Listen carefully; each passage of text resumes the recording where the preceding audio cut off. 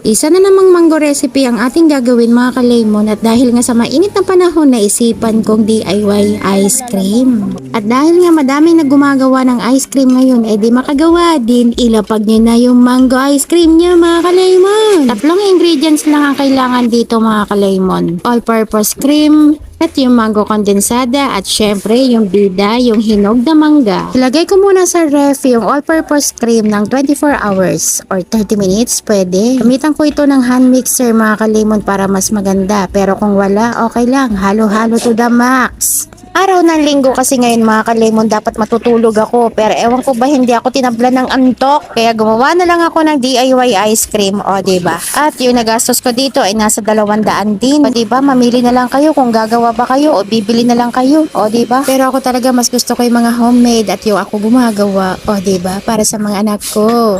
Parang yung mga anak ko homemade yan.